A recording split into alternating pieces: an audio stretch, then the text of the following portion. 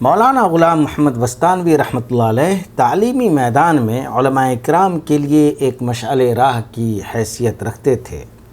مولانا غلام محمد وستانوی ہندوستان کے ایک مشہور ماہر تعلیم، ایک بہترین ایڈمنسٹریٹر، کئی تعلیمی اداروں کے بانی اور دارالعلوم دیوبند کے سابق مہتمم تھے، جو 4 مئی 2025 کو اس دار فانی سے کوچ کر گئے۔ ہندوستان میں جن چند شخصیتوں نے تعلیمی میدان میں کارہائے نمایاں انجام دیے، ان میں ایک اہم نام مولانا غلام محمد وستانوی رحمۃ اللہ علیہ کا تھا۔ آپ کی سب سے بڑی خوبی یہ تھی کہ آپ نے دینی تعلیم اور عصری تعلیم دونوں کے اتنے ادارے کھولے جس کی مثال آزاد بھارت میں بہت کم دیکھنے کو ملتی ہے۔ مولانا غلام محمد وستانوی کی پیدائش 1 جون 1950 عیسوی کو گجرات کے سورت میں ہوئی۔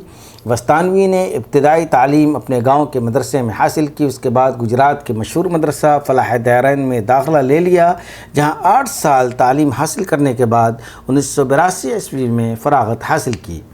پھر مدرسہ مظاہر العلوم چلے گئے اور وہاں سے 1973 عیسوی میں اپنی تعلیم مکمل کرنے کے بعد سورت ضلع میں دارالعلوم کنہاریہ بھروچ چلے گئے اور تدریسی خدمات انجام دیں۔ پھر 1980 عیسوی میں جامعہ اشاعت العلوم کی بنیاد ڈالی۔ اب یہ ایک مدرسہ نہیں بلکہ ایک ایسا تعلیمی ادارہ بن چکا ہے جس نے اپنی شناخت پورے ملک میں بنا لی ہے۔ اس وقت اس کے کیمپس کا ایریا 2500 ایکڑ پر پھیلا ہوا ہے۔ 38,000 سے زائد طلبہ ہاسٹل میں رہتے ہیں، 5,600 فیکلٹیز ہیں، 1,71,000 طلبہ بیک وقت اس جامعہ کے مختلف اداروں، مدرسوں، عصری تعلیمی اداروں اور مکاتب میں تعلیم حاصل کر رہے ہیں۔ 42 سال کی مدت میں اس ادارے نے ترقی کے آسمان کو چھو لیا ہے۔ اس میں دینی تعلیم کے علاوہ ایک میڈیکل کالج، ایک فارمیسی کالج، ایک انڈسٹریل ٹریننگ سینٹر، ایک پولی ٹیکنک کالج، ایک BEd کالج، PTC کالج اور ہسپتال کام کر رہا ہے۔ اس کی لائبریری میں 50,000 سے زائد کتابیں موجود ہیں جو مختلف موضوعات اور مختلف زبانوں میں ہیں۔ جامعہ فلاحی کاموں میں بھی حصہ لیتا رہا ہے، چنانچہ اس نے 1600 گاؤں میں 900 پانی کے کنویں اور 1000 سے زائد ٹیوب ویل لگوائے ہیں۔ جامعہ کے اس اقدام سے 40 سے زیادہ گاؤں میں پانی کا مسئلہ حل ہوا ہے۔ اس وقت جامعہ اسلامیہ اشاعت العلوم دیوبندی مکتب فکر کا ایک مشہور ترین ادارہ بن چکا ہے۔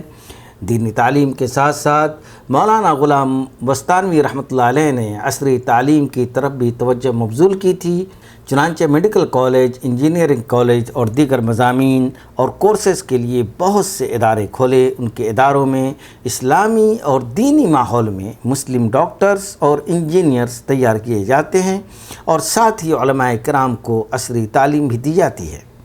آپ کو 1998 عیسوی میں دارالعلوم دیوبند کی مجلس شورا کا رکن بنایا گیا تھا، اور جب مولانا مرغوب الرحمن بجنوری کا انتقال ہو گیا تو آپ کو دارالعلوم دیوبند کے اہتمام کے عہدے پر فائز کیا گیا تھا۔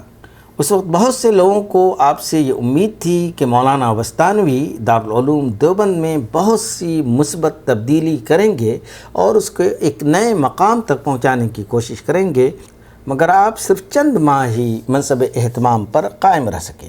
اس میں کوئی شک نہیں کہ مدرسہ مظاہر العلوم سہارنپور سے بڑے بڑے محدث، فقیہ، مفسر اور مصنف پیدا ہوئے، مگر فارغین مظاہر العلوم میں ایک ایسا نام جو اس دور میں دینی اور ملی خدمت کرنے والوں کے لیے مشعل راہ کی حیثیت رکھتا ہے، اور خاص طور پر علماء کرام کے لیے وہ مولانا غلام محمد وستانوی رحمۃ اللہ علیہ کی شخصیت تھی۔ اللہ تعالیٰ آپ کی خدمات جلیلہ کو قبول فرمائے اور اعلیٰ علیین میں جگہ نصیب فرمائے۔